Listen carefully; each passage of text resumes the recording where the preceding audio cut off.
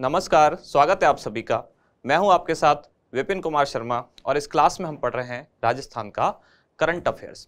दिसंबर 2022 वाला मैटर हमने शुरू किया था, जिसमें पहला चैप्टर था योजनाएं, कार्यक्रम, नीतियां एवं अभियान। इसकी 2 क्लासेज हमारी कंप्लीट हो चुकी हैं।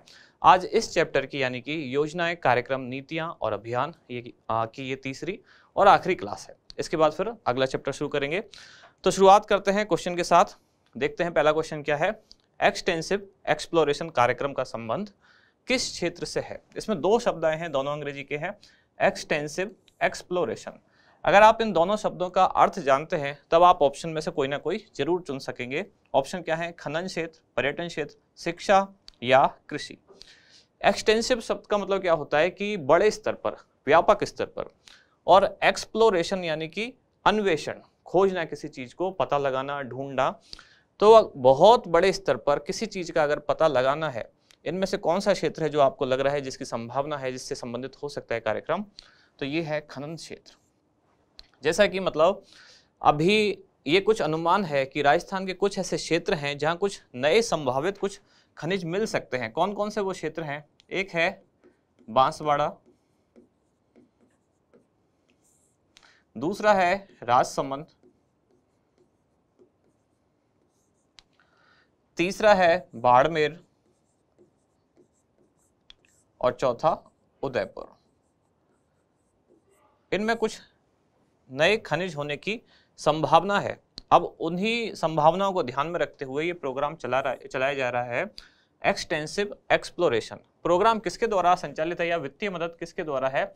Rajasthan state mineral exploration trust, RSMET। Rajasthan state, M for mineral, E for exploration और T फॉर ट्रस्ट, इसके द्वारा ये अभियान चलाया जा रहा है या प्रोग्राम या कार्यक्रम संचालित है, जिसमें इन 4 क्षेत्रों में और कौन कौन से खनिजों की संभावना है कि बांसवाड़ा और उसके आसपास का क्षेत्र, नाथद्वारा वगैरह, वो सब, इसमें संभावना है सोने यानी कि गोल्ड। दूसरा क्षेत्र है राजसमंद, इसमें संभावना है एमरल्ड, एमरल्ड यानी कि पन्ना हम जैसे कहते हैं। बाड़मेर के क्षेत्र में संभावना है रेयर अर्थ मेटल्स, और उदयपुर जो चौथा क्षेत्र बचा, इसमें संभावना किसकी है? ये है फॉस्फेट।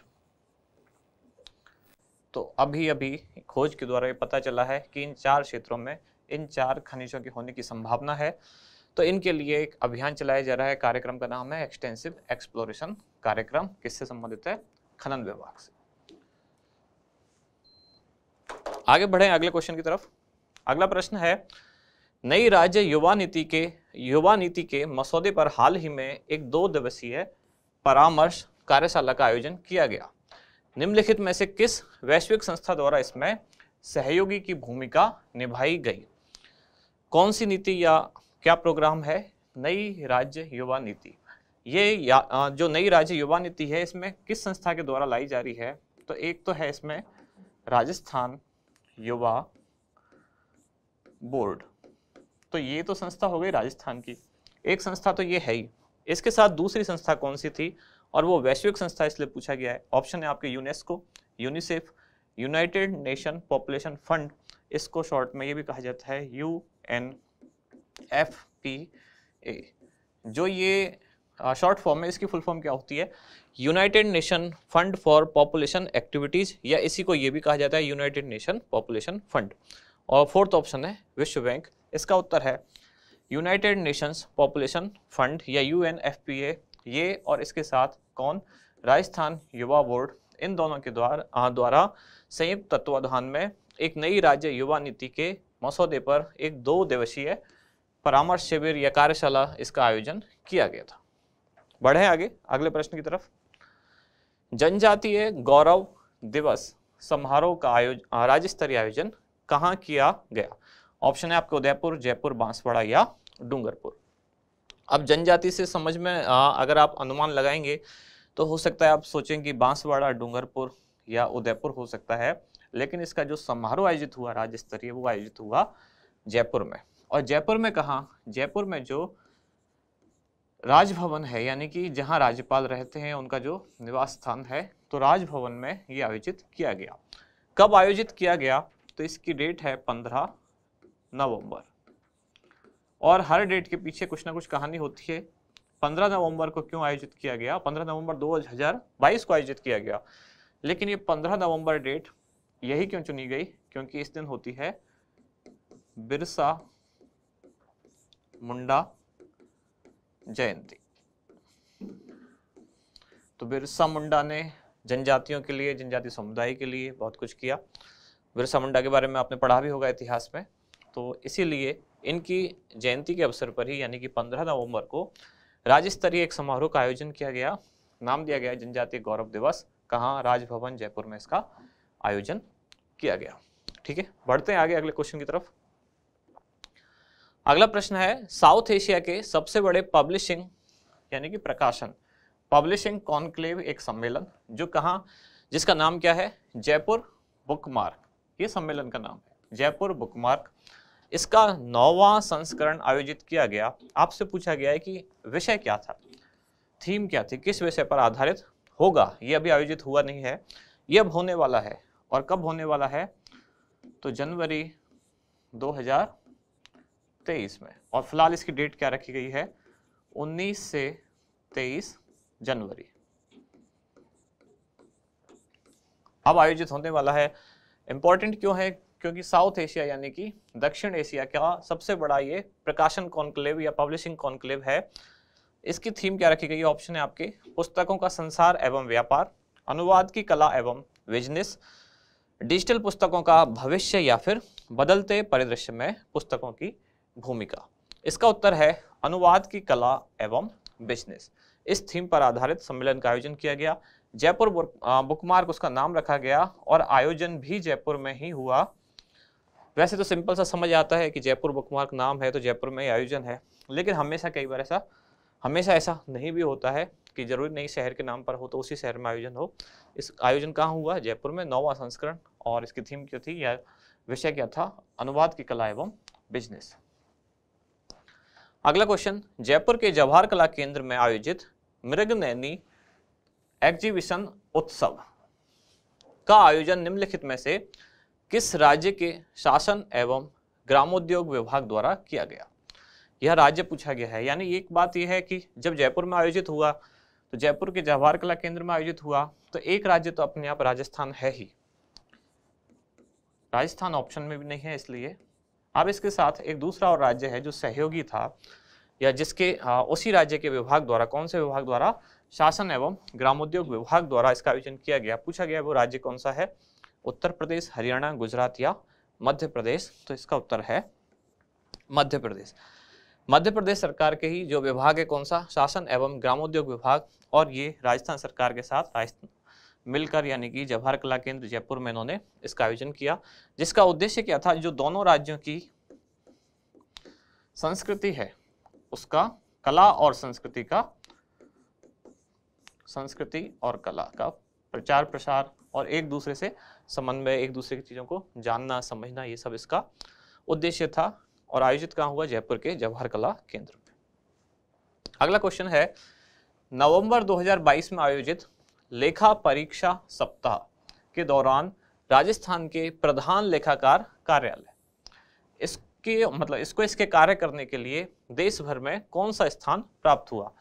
तो CAG यानी कि कंप्ट्रोलर ऑडिटर जनरल इंडिया, उसके द्वारा ये पुरस्कार दिया गया या इनके जो रैंक हैं वो वितरित किए गए। इसमें जो उसका राजस्थान का क्षेत्रीय कार्यालय है यानी कि प्रधान महालेखाकार कार्यालय, इसको कौन सा स्थान प्राप्त हुआ ये पूछा गया है। तो इसका उत्तर है तीसरा। बढ़े आगे अगले क्वेश्चन की तरफ। अगला प्रश्न है, राजस्थान के सामाजिक न्याय एवं अधिकारिता विभाग, एक तो मतलब पार्टी ये हो गई, द्वारा संचालित सेव अभियान में निम्नलिखित में से किस वैश्विक संस्था की साझेदारी है? ये पूछा गया है।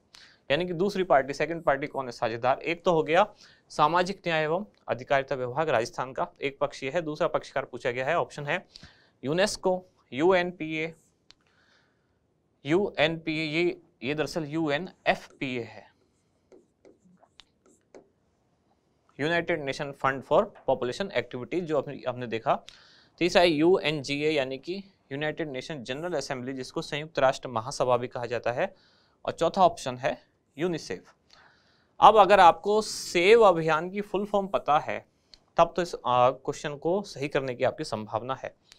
सेव यानी कि SAVE, S मतलब सेफ्टी, A का मतलब है अगेंस्ट, V का मतलब है वायलेशन, E का मतलब है एक्सप्लॉइटेशन। ये चारों तो केवल मैंने शब्दों का कौन सा शब्द किस चीज के लिए स्टैंड करता है इसमें शॉर्ट फॉर्म में वो बताया है, लेकिन पूरा वाक्य क्या बनता है? Safety against violation and exploitation of children.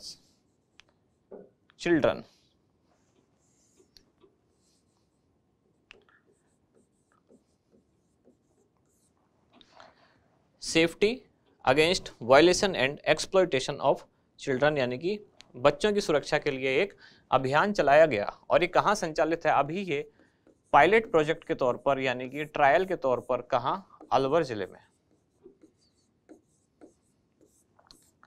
और मैंने आपको एक दिन बताया था कि अगर कला एवं संस्कृति से संबंधित कोई विभाग पूछा जाए तो बहुत ज़्यादा संभावना होती है, विभाग नहीं वैश्विक संस्था पूछी जाए कि कला एवं संस्कृति से संबंधित किसी कार्यक्रम में किस वैश्विक संस्था की भूमिका है, तब आंसर होता है ज़्यादातर यूनेस्को। ज़्यादातर होता है, हमेशा नहीं होता, अपवाद भी हो सकता है। और अगर बच्चों से संबंधित कोई संस्था है वैश्विक स्तर पर, वो है यूनिसेफ। तो अगर आपसे ऐसा पूछा जाता है राजस्थान में ये कार्यक्रम कौन सी वैश्विक संस्था के सहयोग से चलाया जा रहा है, तो आप देखें उसकी थीम क्या है, यानी कि कार्यक्रम क्या है। बच्चों से संबंधित है, उनकी शिक्षा से संबंधित है, उनके मूलभूत जो अधिकार हैं, उनकी सुविधाएं हैं, उनसे संबंधित है, या राजस्थान की कला संस्कृति विरासत से संबंधित है। अगर विरासत और संस्कृति से संबंधित है तब आंसर होता है ज़्यादातर, मैं फिर कह रहा हूँ हमेशा नहीं, ज़्यादातर होता है यूनेस्को। और अगर बच्चों से संबंधित है तो यूनिसेफ। तो इस क्वेश्चन का भी आंसर क्या है? यूनिसेफ। इसमें केवल एक ही चीज़ थी जो आपको पता होनी चाहिए कि सेव की फुल फॉर्म क्या है। अगर आपको पूरी याद भी ना रहे और आपको केवल S फॉर सेफ्टी याद रह जाए, V फॉर वायलेशन याद रह जाए, तब भी आप इसका उत्तर तक पहुंच पाएंगे। आपको समझ में आ जाएगा कि बच्चों के विरुद्ध जो होने वाले अपराध हैं उनसे उनको बचाना, उनको मूलभूत सुविधाएं देना, ये सारी चीजें इस कार्यक्रम से संबंधित हैं। अगला क्वेश्चन है, डेफलिक काउंसिल ऑफ राजस्थान द्वारा म्हारो राजस्थान शिविर का आयोजन कहाँ किया गया? तो केवल शहर का नाम पूछा गया है, जयपुर, कोटा, जोधपुर या उदयपुर। इसका उत्तर है जयपुर। जयपुर के JKK यानी कि इसकी फुल फॉर्म क्या होती है? जवाहर कला केंद्र। जवाहर कला केंद्र में इसका आयोजन किया गया। इसमें जर्मन स्कूल ऑफ आर्ट्स के जो विद्यार्थी हैं उन्होंने यहाँ पार्टिसिपेट किया और राजस्थान के जो लोक कलाकार हैं उनके साथ उन्होंने राजस्थान की कला संस्कृति विरासत इस सब के बारे में जाना। किसके द्वारा आयोजन किया गया? डेफलिक काउंसिल ऑफ राजस्थान। शिविर का नाम क्या है? म्हारो राजस्थान शिविर। जब म्हारो राजस्थान कहीं भी आता है ज़्यादातर तो संबंध किससे होता है? राजस्थान की कला संस्कृति विरासत, इन्हीं से संबंधित होता है। अगला क्वेश्चन, जोधपुर में डिजीफेस्ट जॉब फेयर का आयोजन निम्नलिखित में से किस विभाग द्वारा किया गया? अब एक राजस्थान डिजीफेस्ट है जो हमने पढ़ा था, जयपुर में आयोजित हुआ, जो कब हुआ? 19 और 20 अगस्त को। जयपुर में कहाँ? बिरला ऑडिटोरियम में। अब यहाँ भी डिजीफेस्ट शब्द है लेकिन आगे क्या है? Job fair. और ये भी बताया गया है कि ये जोधपुर में आयोजित हुआ है। जो जयपुर में आयोजित हुआ था मैंने अभी डेट आपको बता दी, 19 और 20 अगस्त को, लेकिन जो जोधपुर में आयोजित हुआ वो कब हुआ? नवंबर। और नवंबर में कब? तो 11 से 13 नवंबर। और जोधपुर में कहाँ? तो जोधपुर का जो गवर्नमेंट पॉलिटेक्निक कॉलेज यानी कि राजकीय पॉलिटेक्निक महाविद्यालय जो है या कॉलेज जो है वहाँ इसका आयोजन किया गया। कौन से विभाग द्वारा किया गया ये आपसे पूछा गया है, तो इसका उत्तर है सूचना प्रौद्योगिकी एवं संचार विभाग। लेकिन जो इसका B ऑप्शन है ये आपको जरूर ध्यान रखना है कि जो जोधपुर का डिजीफेस्ट जॉब फेयर है, जॉब फेयर शब्द से आपको थोड़ा सा कंफ्यूज नहीं होना है कि एक तो राजस्थान में संचालित है मेगा जॉब फेयर,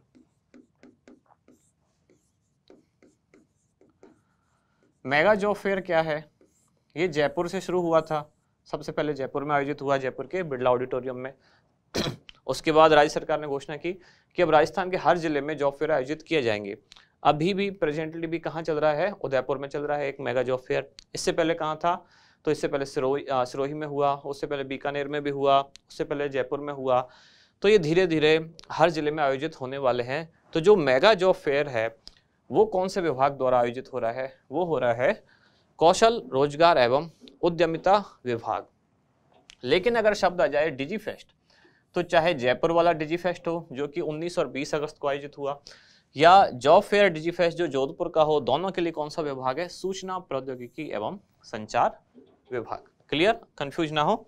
आगे बढ़ते हैं अगले क्वेश्चन की तरफ। यह है मत्स्य उत्सव 2022 का आयोजन निम्नलिखित में से किस विभाग द्वारा किया गया।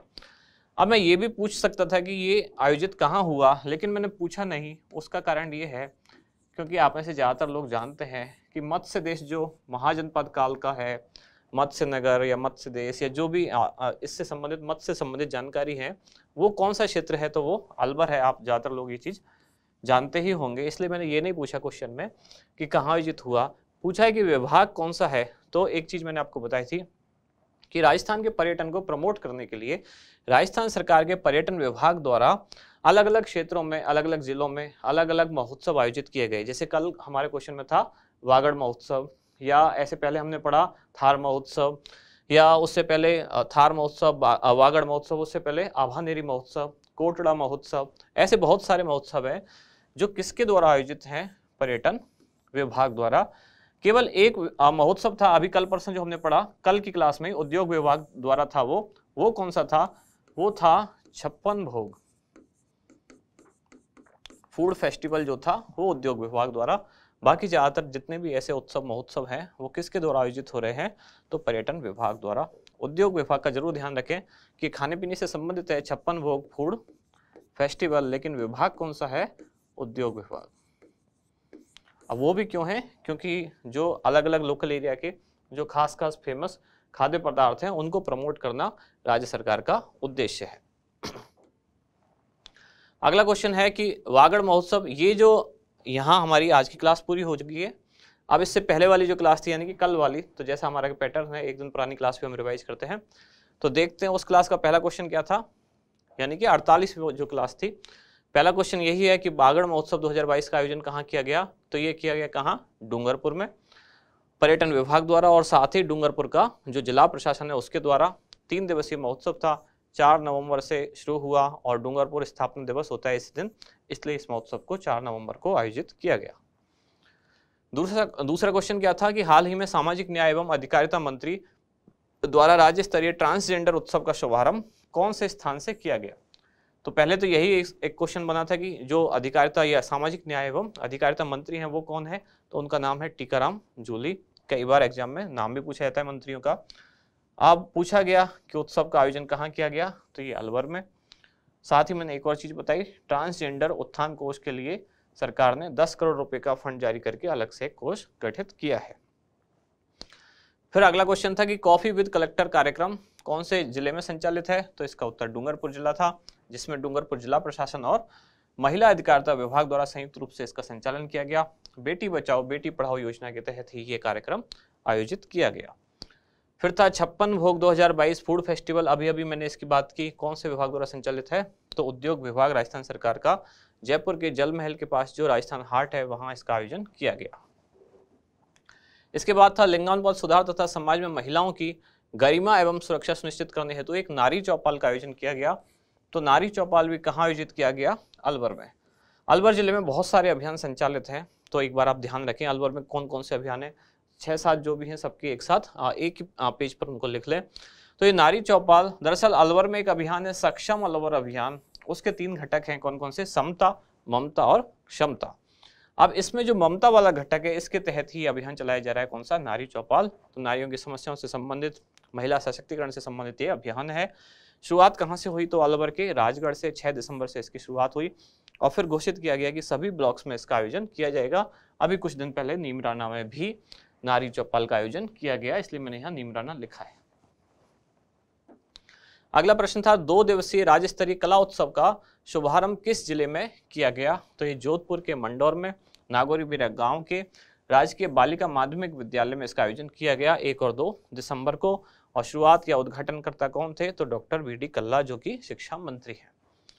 कालबेलिया संगीत नृत्य उत्सव और रेगिस्तान संगीत महोत्सव के आयोजन में किस वैश्विक संस्था की भागीदारी रही? तो आज मैंने फिर से शुरू में आपको बताया था, अगर कला संस्कृति से संबंधित है तो कौन सी वैश्विक संस्था है? यूनेस्को। आप देख पा रहे हैं, कालबेलिया संगीत और नृत्य उत्सव हो गया, दूसरा रेगिस्तान संगीत उत्सव तो यूनेस्को के द्वारा, और यूनेस्को के साथ राजस्थान का जो पर्यटन विभाग है, इन दोनों की भागीदारी रही।